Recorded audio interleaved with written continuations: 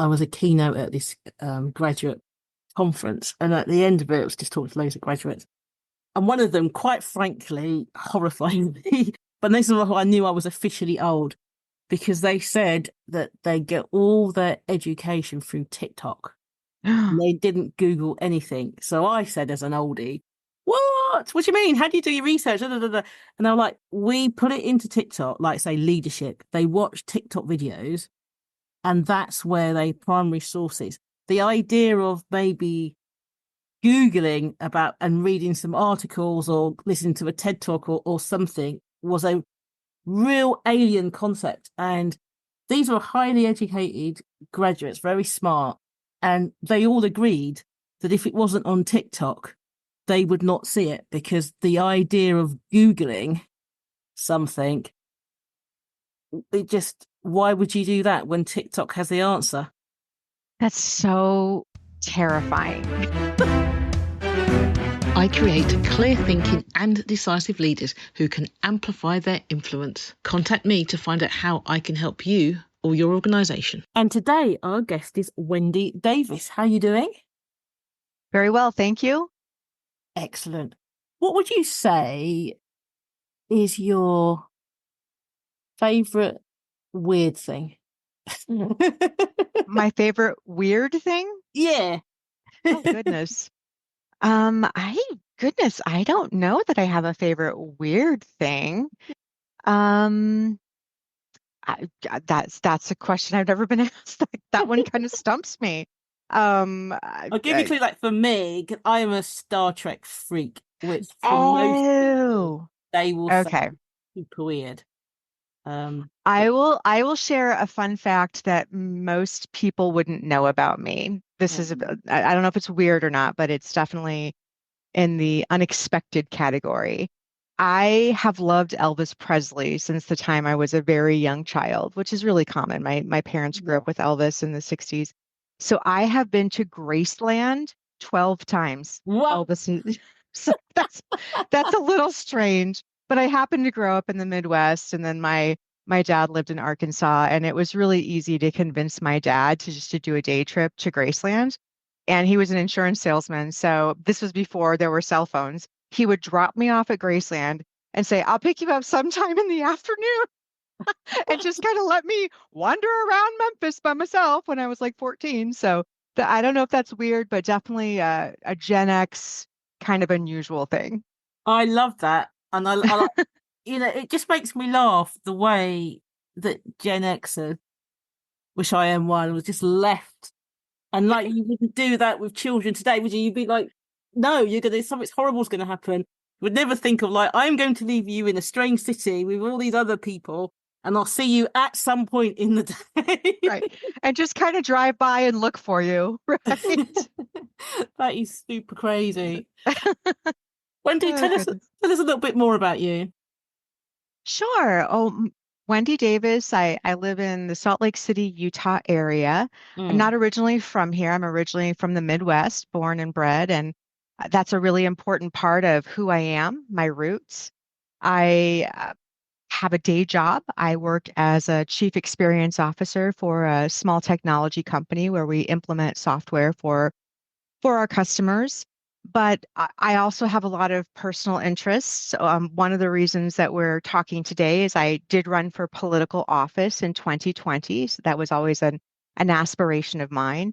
I also have a PhD in political science. So I don't let myself stay too idle for very long. I've always got something in the hopper, working on some project. I'm a stepmom to 4 adult children now, and I am a grandma to 10 amazingly smart, talented, and funny little people.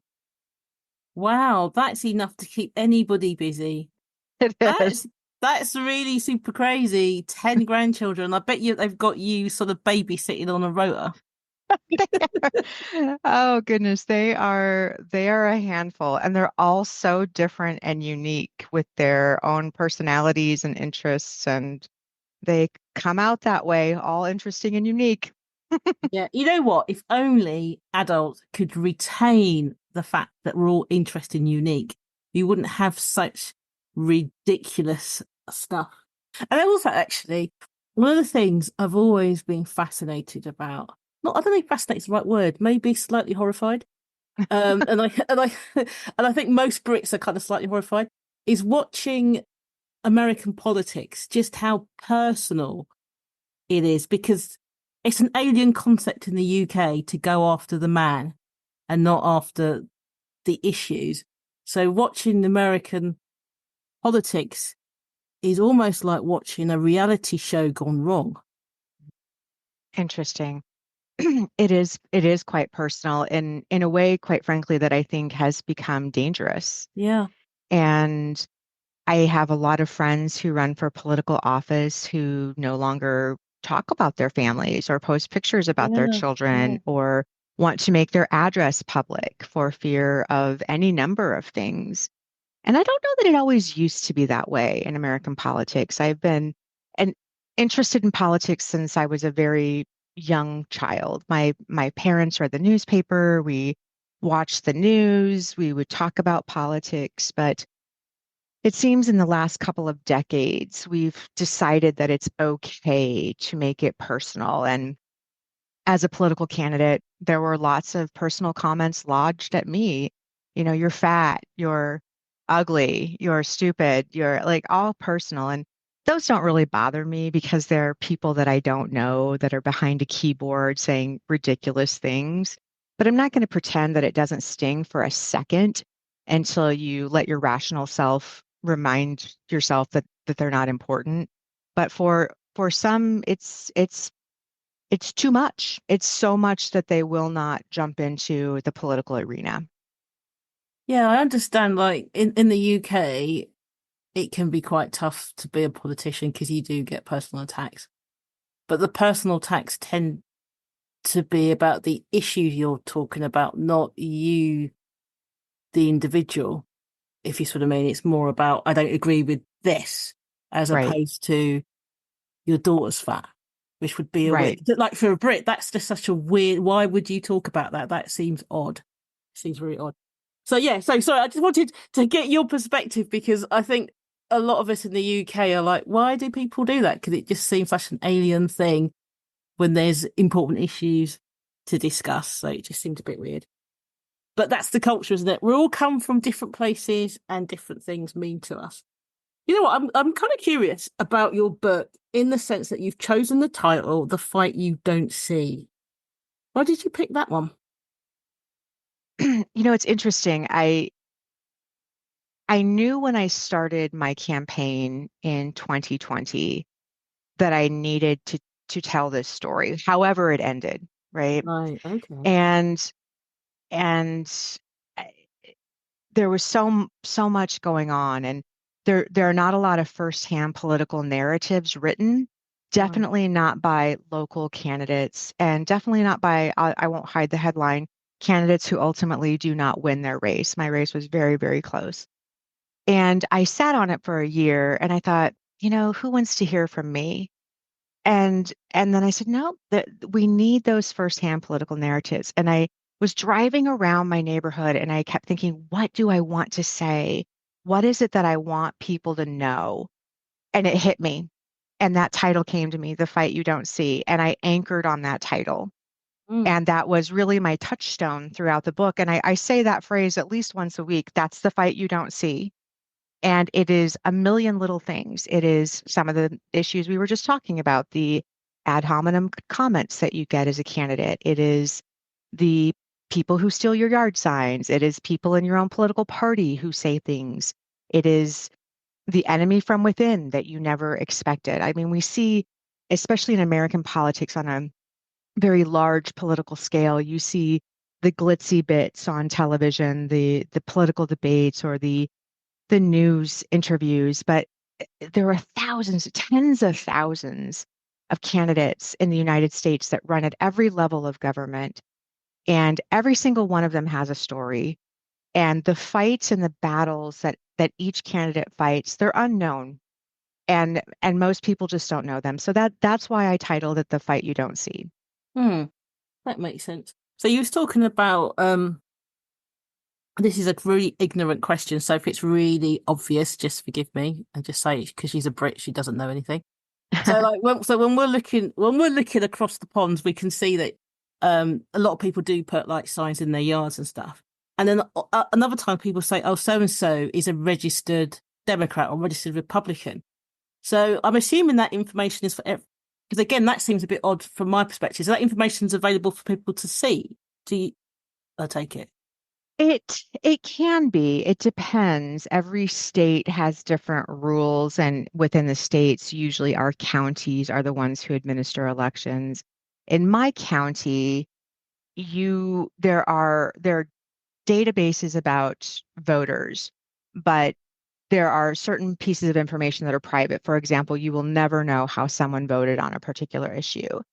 And they aggregate the information in such a way that you can pretty much assume if somebody is registered with a particular political party, but it's not the only thing that's important. You'll also be able to see information. Did they vote in the last election? What's their propensity to vote in this election? So as a candidate and a candidate's team, you're always making decisions. Who are my target voters? So I happen to affiliate with the Democratic Party.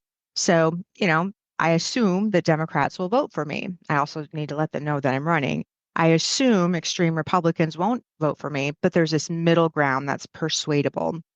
But yes, the yard signs, and interesting in Utah, which I haven't seen in other places in the country, we just kind of ignore the political party. We don't call out that we're Democrats. We're in such a red state that Mm. that's such a trigger point. I mean, if asked directly, of course, I will tell people that I'm a Democrat and that party affiliation is behind your name on the ballot, but that party ID is such a Really? Okay. strong indicator.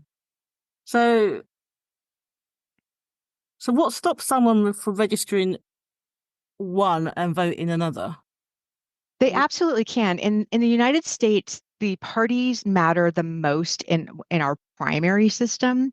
So if there's more than one candidate on the ballot for president or for a particular race, you can only vote for your party candidates. So for example, in Utah, there are some people who will register as a Republican for the primary because they feel that's the only place they really have influence.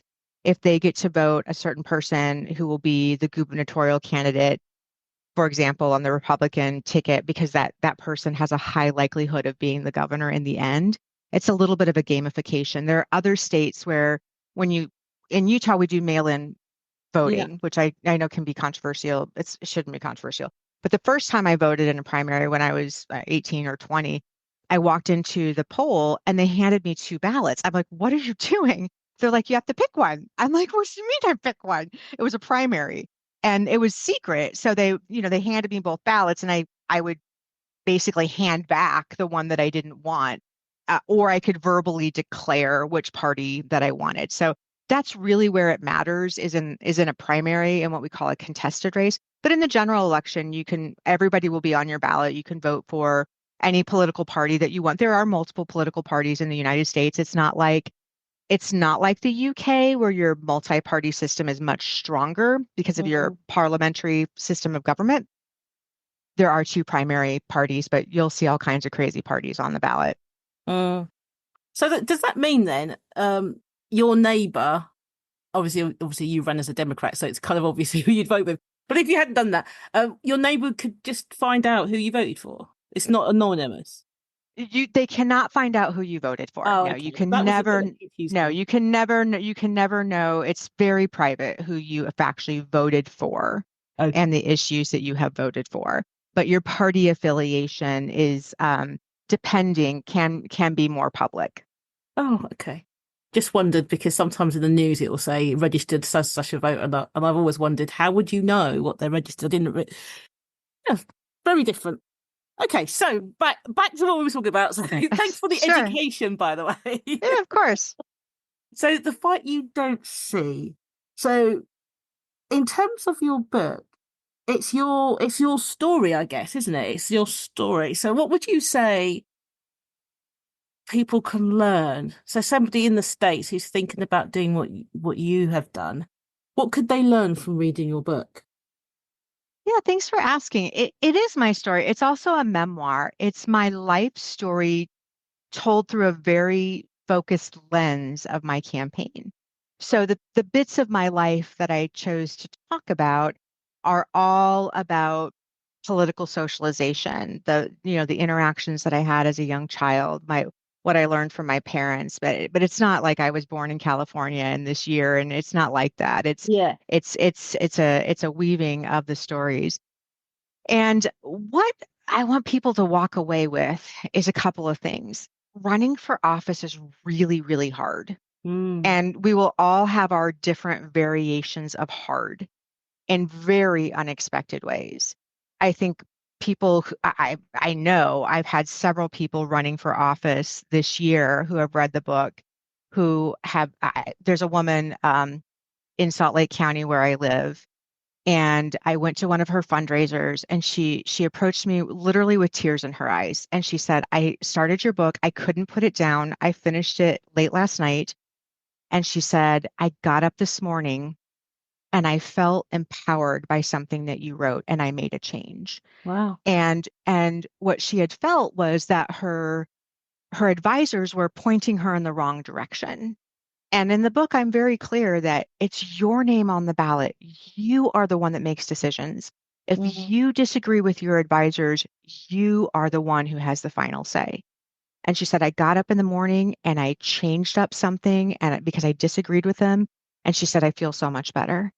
And so it's not a how-to book, right? It's really about exposing various power structures and identifying what those are. And then once you know what they are, we can normalize that and talk about that. So you might hit a financial power structure. People who have money can influence politics, a Mm. patriarchal power structure, a corporate power structure, a political power structure. They're all around us. We just don't talk. We've had it, they've influenced our whole lives. We just don't talk about them that way. And during a campaign, it's very clear what these power structures are. They're the people who have the money, the power, and the influence. And it impacts you directly when you're running. So let's talk about them. Let's expose what those are so that you, as an individual, have a little bit more knowledge.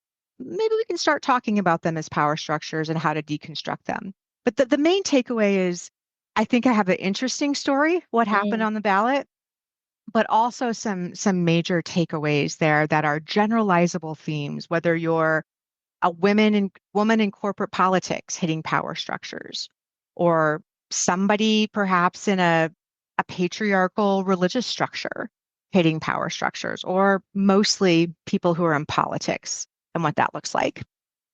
Thank you for that. I guess when you think about it, when you look at it in terms of the corporate world, that can be highly political with a small p. Oh, So, absolutely. Absolutely. 2 jobs ago, I used to joke with my boss. I said, it's a good thing I have a PhD in political science because this place is really political. And she would laugh, but it was true, right?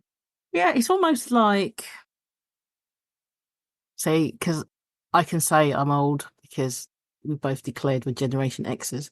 But I remember my first day on my first real job, and it was quite interesting because it was obviously a different world. And you had like your official induction, then you had this kind of unofficial induction. It was really weird because like you got your induction, and then the union guy, because the unions were really strong in those days, came up and just told me what's what. You know, it's like it was kind of like sign this, and you're now a union member, right? And now you'll do this. It was like, and like you're 17, so you're like, oh, okay, you know, I'll join up. But they kind of sat down and said, this is how it works in terms of the small p politicalness of the company. And that was fairly common in lots of companies where some elder person would sit down the young un and say, right, if you want to get this is what you need to do. This is how it all works. But that doesn't seem to happen now. So you see graduates going into organizations really naive and unskilled in dealing with those power structures. And with them, Generation Z and late millennials being a high proportion of the workforce and treated somewhat suspiciously by boomers, early millennials, and Gen X's, they're hitting probably a harder political force than perhaps we would have done when we started work, because when we started work, we were in the minority, they're in the majority, but the power still lies with a shrinking group of people. Do you think like someone like that, a graduate fresh out of university, would find your book useful in terms of deconstructing what they could expect? I would hope so, definitely. And one of the things that's been really interesting for me as I talk about the book and I talk about the themes of the book, I'm a little bit of a unicorn, someone who works in the corporate world, has this interest in politics, has this high level degree in academia. And I've really struggled to figure out how to intersect those three parts of me. And it's taken me a while, but I think that there is an intersection there. So, I'm unique. I'm a chief officer at my company. So I see some of those things that you're talking about with Gen Z and some of the millennials and what we're seeing. I offered the book to everyone in my company. It's a small company. And a lot of people, have read it. But I think that the process of understanding that, part of my story is it didn't come to me easily and it didn't come to me in a linear progression. It was something, meaning my path to the ballot was something that was very mindful and something that was intentional and that I worked hard for, so that when I had ascended to this position where I was finally ready, I had a lot of years behind me. And even then, I hit these power structures, right? So a lot of things that I see with the Gen Zers and some of the younger millennials that I get the opportunity to work with, they're brilliant.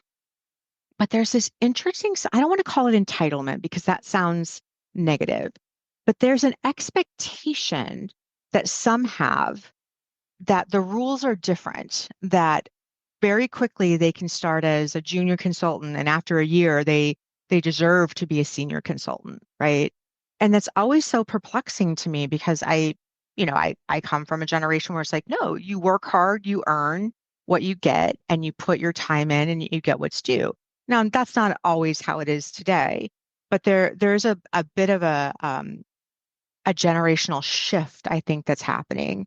But I absolutely do think that a younger person would benefit from reading the book and would probably learn a lot, not just about the political process, but the story that I tell about my journey, my background, and that pursuit of that ultimate goal to be on a ballot. Thank you for that. Let's listen to a quick advert. As a leader, you know that having a strong level of influence is essential to achieving your goals. But how do you know if you're truly making an impact? Take the How Influential Are You scorecard to get a clear picture of your current level of influence and identify areas for improvement. With personalised recommendations and valuable strategies, you'll be able to amplify your influence and make a real difference as a leader. Don't miss this opportunity to improve your leadership skills. Take the scorecard now at amplifyyourinfluence.scoreapp.com. Welcome back to the Maverick Paradox. This is the podcast for the pathologically curious. I just think it's kind of curious because the idea of managing your own future seems to be an alien concept these days. And organisations generally are not prone to help people through their careers because of the cost of it. And it's the perception there's no need because, outside of mandatory training. And I think that sometimes, and I say young, not necessarily being in age, but maybe just in experience or, because people are shifting to new industries all the time, is that not knowing where to look, not knowing where to get the information. I remember doing I was a keynote at this graduate conference, and at the end of it, it was just talking to loads of graduates. And one of them, quite frankly, horrifying me, but this is why I knew I was officially old, because they said that they get all their education through TikTok. and they didn't Google anything. So I said, as an oldie, what do you mean? How do you do your research? Da, da, da, da. And they were like, we put it into TikTok, like say leadership. They watch TikTok videos, and that's where they primary sources.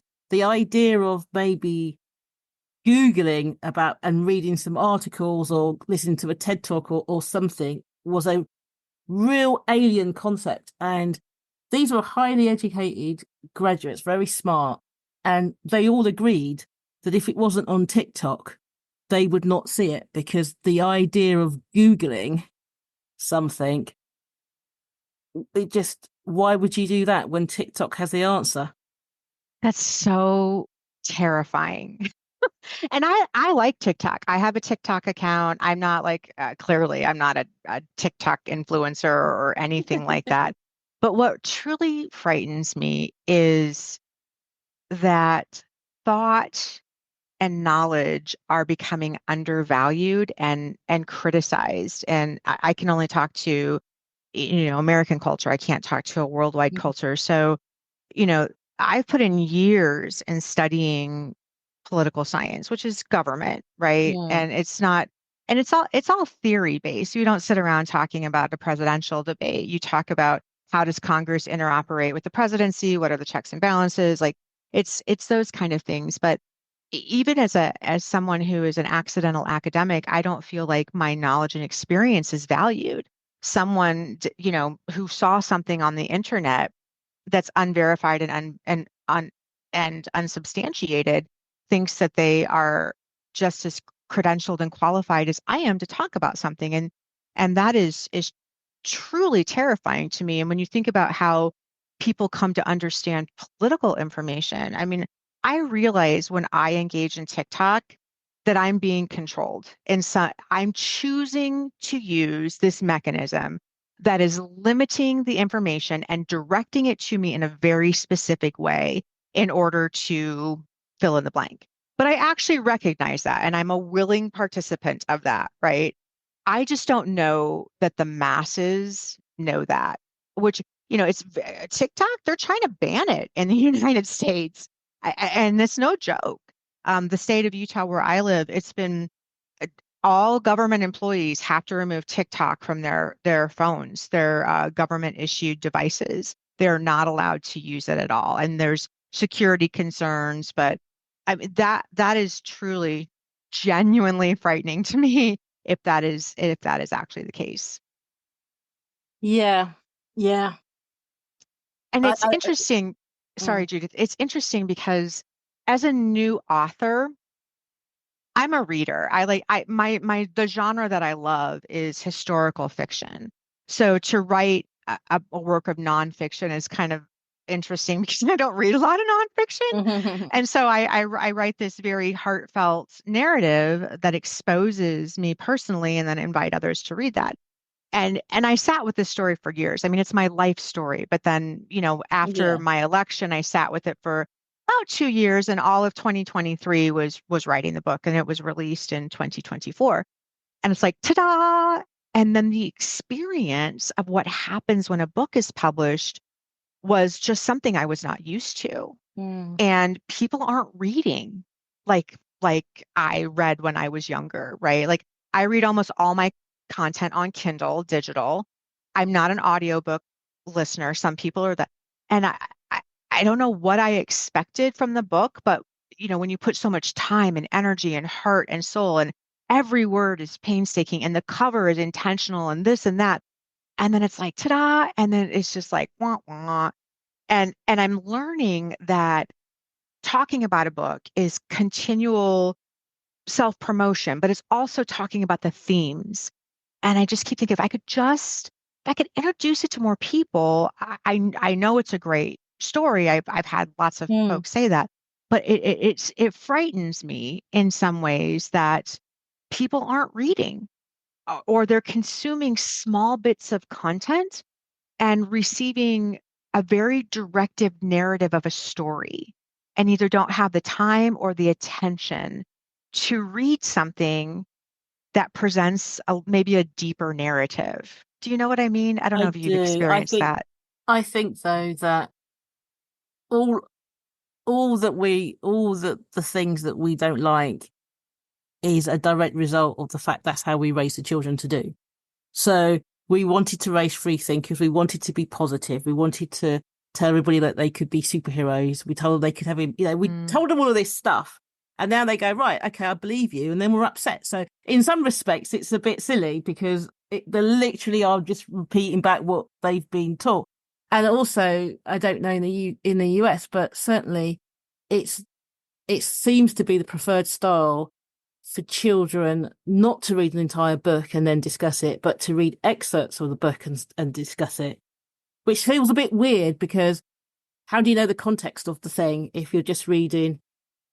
Can you imagine if you take Macbeth and at any point in that play, you'd get a different idea what the book was about if you only just picked one of the acts or something. It's like, oh, it's not what I thought it would be. So, and also I think so this is definitely an old person podcast today, isn't it? But I think pre-internet, when you had to, do your work, you had to use.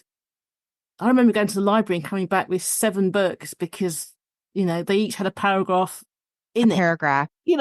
So you had to research. You had to research because the information wasn't available, and that has meant as an adult you don't trust the information in one place because you've been taught through the education system that the information will never be on one page. It will never be in one book will not have. That's what we were taught, isn't it? One book will never have the answer. So we are more likely to go deep. And I think the early millennials and backwards have a preference for Google because we choose what we want to see. We put the search in and we follow the links. And if that poses some more thoughts, we'll go follow some other links and we will decide. So it's like, it's just a different way of researching. Whereas if you've been educated where the teacher gives you excerpts and the teacher directs what you learn, then going to an algorithm that mirrors that is comfortable and is normal. And they don't have the experience or knowledge of what's abnormal. I agree. I think that's a fascinating conversation that probably only academics are talking about is what does it mean to attain knowledge? And when you receive a PhD in the United States and probably everywhere, but a PhD doesn't mean I'm smarter than anybody else. It just means I've studied like one thing in depth more than most people have. That's really all that it means, if I'm being perfectly honest. And you have to contribute new knowledge to the discipline. And in political science, you test one of a dozen theories, right? So you look at a policy issue and you test it against this theory, and is the theory good? Where's the weakness in the theory? And so you're testing it that way. But the whole point is that you contribute part of a conversation to a much broader narrative, which is the landscape of political science. That's too much for most people. That's too much. And there's, I think 30% of people who start their PhD finish it. It's hard to do. But in addition, it's just not how people want to come to a finding anymore. I won't even call it a truth because that's a loaded word for whatever reason, but don't have the patience to take this body of research and come to a set of findings, right?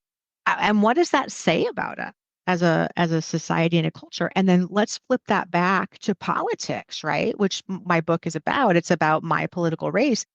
And most voters are such low information voters. They make decisions based on a 30-second snippet that they see on TikTok or on YouTube. And you're boiling down things to a soundbite. And it's terrifying. It's just how the game. But isn't that part of how things are reported? So if you're reporting on speeches the size of people at a speech, as opposed to what was in the speech, for example, then, and that's what, that the clickbait part is the bit that people are talking about, then I suppose, especially if you're new into the process, you just don't feel that the other part is that important. Because if politics becomes personality games, then the issues just will never be important. I think you're right. And, by the time that this podcast airs, it's probable that the election in the United States may be over. But there was one presidential debate, or the first presidential debate, between Kamala Harris, the vice president, and former President Donald Trump. And I had happened to be home in Illinois, and I got a pizza and watched that with my mom. And afterwards, I thought, this isn't a debate. Like, I don't know when the last time was that I actually saw a political debate. I don't know what that was. There was no real conversation about issues. It was who could throw whom off of their game, who could get the right jab in to irritate that other person, which would cause them to react. And does that serve voters? I don't know. I don't know that a lot of minds were changed. And I compare that to one of my personal heroes is the American politician Abraham Lincoln. He's from the great state of Illinois, grew up in Springfield, where my family is from. My great uncles, great fourth greats were contemporaries of Abraham Lincoln. And when Lincoln was running for president against the American candidate Stephen Douglas, one of them would go and speak to a crowd for hours and have long rhetorical narratives about issues that mattered. And like Lincoln would sit there with a notebook and take notes and come back the next day with a full-on rebuttal, a very thoughtful rebuttal about the issues. Those days are long gone. And I'm just going to be honest, it worries me for our society and culture because everyone thinks that they're an expert because they see the same 60-second soundbite. Yeah, and I suppose what's interesting is seeing, I suppose in some respects from over here, there's a distance. And whilst we're all concerned about who may or may not win, we are nowhere near as concerned as you guys are who are going to win. So there is a kind of some sort of distance there. But it's also the comments that you see. It's interesting what people focus on. So like if you don't watch the debate, but you watch the commenting on the debate, it doesn't take long. It takes probably, by the time you get to the third comment, no one's talking about the debate anymore. And it's just, it just doesn't take long before people have lost interest about what's been said. And they're now talking about who wore what or something like that. So, but I suppose it's indicative of, just thinking, I guess like entertainment. I guess it depends. What is it? Is it entertainment? And that's why it's for different rules, because then it becomes, am I being entertained by this candidate as opposed to am I being informed by this candidate? I don't know. I'm just processing. It's almost like it's a bit like when I think, because lots of US TV kind of influences the UK TV, and you see often the same show, but from the UK bent and a US bent. And sometimes it's quite interesting because you wouldn't think it was the same show because of the way it's been interpreted through the lens of that particular culture. So it can, from either way, sometimes the US one makes more sense and sometimes the UK makes more sense. But as someone who's into culture, I think it's fascinating to go, oh, this is a big deal over in this country and it's not over here, and vice versa. Yes. Well, first of all, thank you for Downton Abbey, United Kingdom. one of my favorite shows of all time. I'm not going to lie. Like sometimes the British humor is a little hard for me to understand. We're a sarcastic bunch, that is for sure. A very sarcastic bunch. Love me a little John Cleese. But here's an interesting historical tidbit. And I'm rolling the Wayback Machine here. But during the hostage situation in Iran in the late 70s when Jimmy Carter was president, and one of the terms of him, leaving office was he negotiated the rescue or the release of those hostages. There was a news program that started. So we'd have our nightly news in the United States. It's all local. The evening news, the late night news that starts at 10 o'clock where I live, 11 o'clock on the East Coast. It's all local, right? Like top headlines, there's weather, there's sports. It wasn't enough news to let the American public know what was going on with these hostages in Iran. And it was a big deal. And so there was a news program that started called Nightline, and it was on after the 10 o'clock news, started at 10:30, and it was about 15 minutes long. And it was just every night you could tune in to find out what was going on with these hostages. And it was led by the American journalist Ted Koppel, a very esteemed journalist. I loved Nightline. And then after, thankfully, these hostages were released in I think 1981, shortly after Ronald Reagan was confirmed into office. They kept Nightline going, and it became then a very intellectual news program, a little bit more advanced and kind of the national news of the evening. And I loved it. Like I was a geek growing up. And in more recent years, maybe for 10 or 15 years, Nightline is now an entertainment show every night. They kept it, they kept the name, but it has virtually nothing to do with actual news. And I know cultures change and societies change and things shift, but I worry about the intellectualism and just the oversimplification. I know we have capacity to understand these issues. We're progressing more in our culture, but at the same time, we're regressing with the types of information that we're consuming and how we're consuming that. So every once in a while, I'll catch Nightline. It's usually, the whatever. It's entertainment news. It's a little bit newsy, but nothing like there's serious content that just gave you something to claw into and you felt very informed. I don't feel more informed if I watch this. I can't even call it a news program, but a program. So I don't know.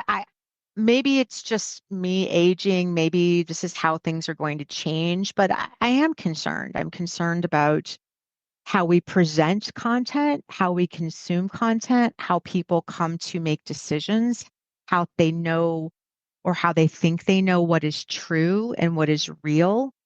I think it's a little worrisome. I don't know if it's the same in the UK, but it's definitely something that I think about a lot.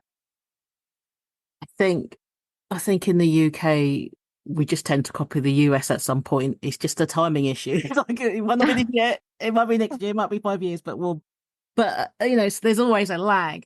And there is a loosening of the news, I guess, but you can still say, oh, this news station is going to be the most neutral, and this one is likely to have a bias in this way or that way.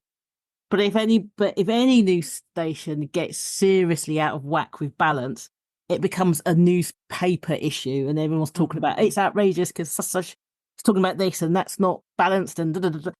So there's in some respects it never really goes too far either way before somebody starts talking about this is outrageous. But I think when you was talking, I was just seeing the whole kind of the puzzle, because you can't address these things single-handedly. You have to look at, there's a bigger picture, isn't it? It's from how you raise children, how do you educate them, what are the things, what laws are in place in the workplace to, I think if somebody stood up in the UK and just and they have done, completely personally attacked another politician, the country goes crazy. It still happened, but there's like significant outrage, yeah. So I think I think it really comes down to what do you value and what are the things that are around you. If our education becomes such that we become conditioned to find things acceptable, then when it happens in real life, we'll just see that as acceptable. And it's almost like I was talking to this the other day. It's like I feel like I'm trapped in the wrong era sometimes, because my preferences for what I like to watch are back in the 80s and the 90s, before those kind of programs became too realistic. So I don't know. So you watch the 1980s, early 90s Magnum and compare it to the modern Magnum, where it's more it's just more harsher and too super realistic. Maybe I just like to go back to a world where it seemed to be less swearing and more camaraderie. Yeah, nostalgic for sure. It's like Definitely. if I want to watch, I'd rather watch a crime show like Morse, where it's all about the detectives thinking their way through, than watching a crime show where there's loads of bloods and loads of serial killers and lots of. But maybe that, I don't know if that's an age thing. I just don't. I guess the difference is that it feels more, that kind of show feels more realistic to the world as it is now, and I don't like that. So I'd rather, if I'm going to spend time watching something, I'd rather watch something that's less aggressive. But then that's probably me being sad and pathetic.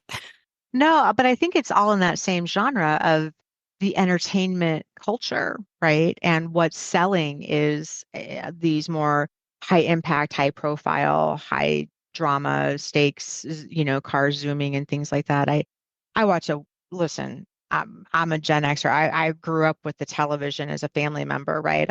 I watch way too much television, even as a thinking adult. I'm not going to apologize for it. I love it.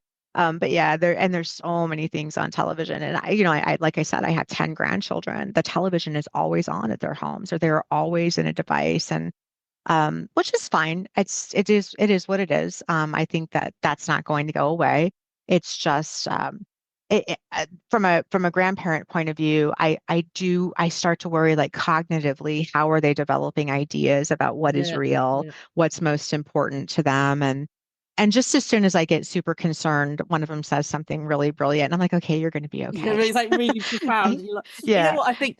I think that I was just trying to think of a good example, and that if you look at, I loved the Twilight Zone, and there was a Twilight Zone episode, William Shatner in it, and he's the guy that sees the monster on the plane, and it's kind of like the monster's trying to pull crash the plane, but the black and white version, his old version, all the emphasis is on the guy. It's the guy going crazy. It's a real mind game, is it? Is he going crazy? Can he really see something? Is it, is this really something about a breakdown? What's going on? And then the 1980 whatever version of the film, it's all about the monster. So it's no longer a mind exercise. It's like, oh, that monster's really scary. So it kind of lost a lot of nuance and a lot of thinking. And Yes. you can Yeah. see that in things like I'm a great Stephen King fan. The original It was very similar to the book, and again, it's a mind thing. And then the modern version was like, oh, this is just a horror about a clown. It's like, oh, where did all the depth go? Oh, now you're trying to scare me by visuals rather than scare me by me thinking about how Oh, it I is. I couldn't agree more. One of the scariest movies I've ever seen had nothing of violence or scary clowns or whatever is scary. And it's an old movie. It's more than 20 years old now, but it's called Arlington Road. And it was about domestic terrorism in the United States. It was loosely based on the Oklahoma City bombing or something like that. And what was terrifying to me is that it was so close to reality that it could have possibly been true. And that is much more terrifying to me than any kind of a monster or boogeyman or whatever. Yeah. Like that intellectual, like, oh my goodness, they just opened up this what if scenario in my head that caused me to think about my society. But, I mean, listen, I love mindless drivel as well on television and in the movies. I love to see I like sci-fi, big sci-fi, Mm. sci-fi on the big screen, any sci-fi on the big screen is my thing. And also, I see every James Bond movie that there ever was, all of them, all of them from Dr. No to whatever we're doing this week. So yeah, just personal preferences, but kind of driving it back to a little bit about politics as well. We do follow UK politics. I mean, obviously your prime ministers and things like that. And the media in the UK, from my vantage point, the print media seems brutal. Mm. And obviously, the royal family gets a lot of attention. Americans are fascinated by the royal family, and we hear the number of times that people are sued essentially for like libel, what it would be called libel, And it does seem like your print media pushes the envelope like a lot more. I could be wrong, but or maybe people just sue them more, but I'm like, and why do people care about that stuff? It's that's interesting to me. It's like I mean, I think the Mirror might be a magazine or a print publication. Hello. So, like I even know some of the names of them. I'm broadly aware culturally of different lawsuits that have been filed and battles that have been fought in court. So it's definitely interesting. Different systems of government, but and different mechanisms for getting information out there, but some of the same types of issues. Maybe I it's just guess in different mediums. I think again it becomes cultural, isn't it? So in the UK, there's a culture of protection.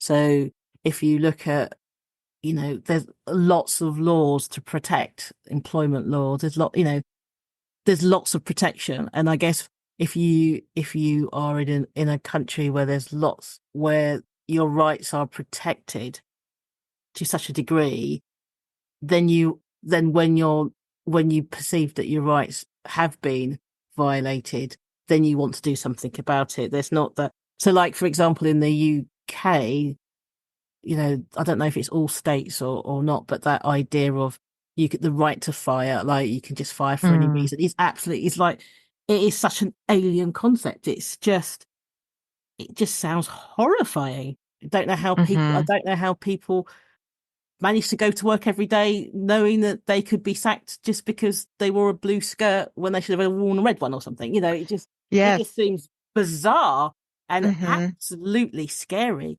And it and for whatever reasons, it makes sense in the US, but in the UK, because we're so used to having laws that says, if you get pregnant, there are 2 weeks after the birth that you are not allowed to, by law, to go to work. You have to be at home. Hmm. And then there's other laws that say you've got this amount of time off you're allowed to have by law and all the rest of it. It's that kind of expectation that I don't know, it's an expectation that we'll be protected by the government. That's just a stand, not saying that that's necessarily universal, but there's kind of an expectation because that's where the laws come from, you know? I do. And as much as we as Americans love to tout our rights and freedoms, we're terrible with labor law, to be perfectly honest. Uh, our labor unions are not as revered or as strong as they were 100 years ago. And there aren't a lot of employee protections, quite frankly. Not only, like I live in what's called a right to work state, when you could be fired at will, like there's no cause that has to be given. But in addition, there are non-compete clauses, so that you sign a lot of times as a condition of your employment, specifically in technology, because of the intellectual property. And so you might sign a paper that says if you leave this job voluntarily or not voluntarily, you will not work for a competitor for 2 years. And Wow. so it handcuffs you. And that has been challenged in federal court to take away those non-compete clauses because you have all that. It's literally stopping you from progressing in your career, right?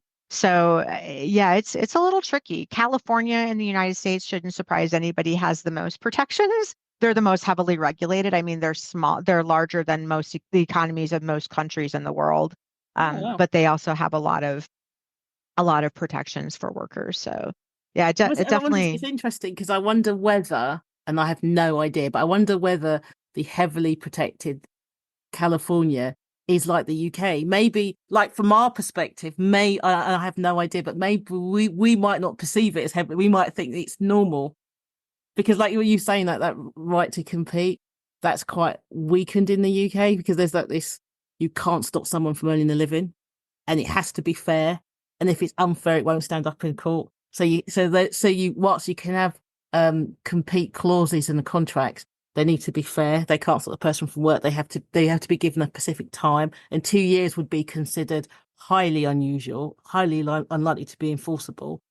So it's quite, and that's what I mean in that terms of culturally, there's an expectation of protection and fairness that exists in the UK. Yeah, Certainly in the laws that are there anyway. Yeah, it's definitely very interesting. I just wanted to disclose as well, a lot of Americans, as you probably know, have British ancestry.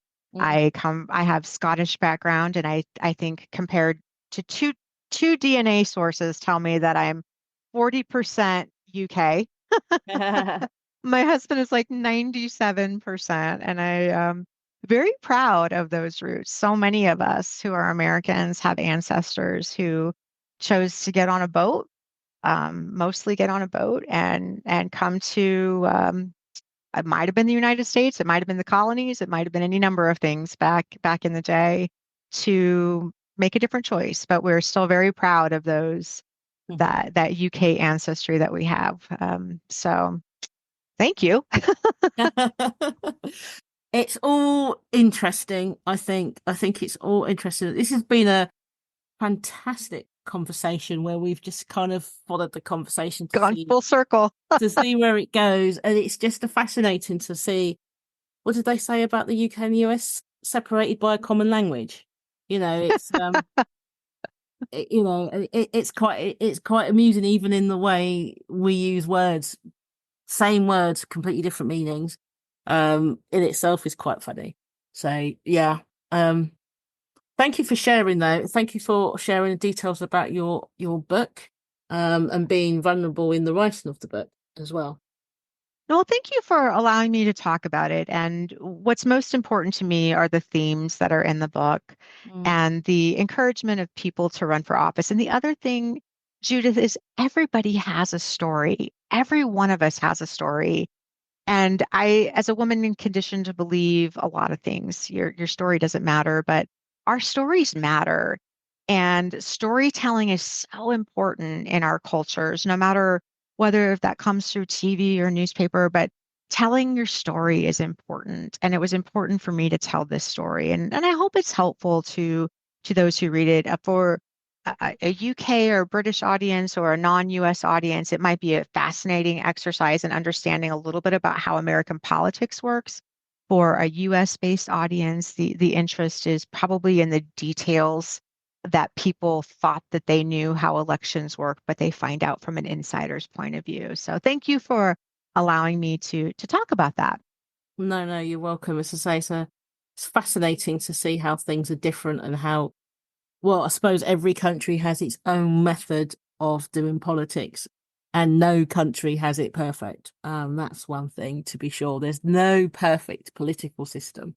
And maybe that's right. Maybe it should always be in flux, and hopefully that's what I hope for it to get better, right? Absolutely. Thank you. And thank you out there for tuning in to the Maverick Paradox podcast. I'm Judith Germain, your host, and I hope you've enjoyed today's conversation. The Maverick Paradox Magazine. The Maverick Paradox Magazine is for the pathologically curious. Written by a swagger of socialized mavericks who are divergent thinkers, the magazine tackles the biggest issues affecting maverick leaders today. You might be a business owner or a leader within an organization who wants to have your thinking challenged, to be exposed to a diversity of thought, or to learn from diverse experts in their fields. If so, the Maverick Paradox Magazine is for you. Join the swagger at themaverickparadox.com and engage in the conversation.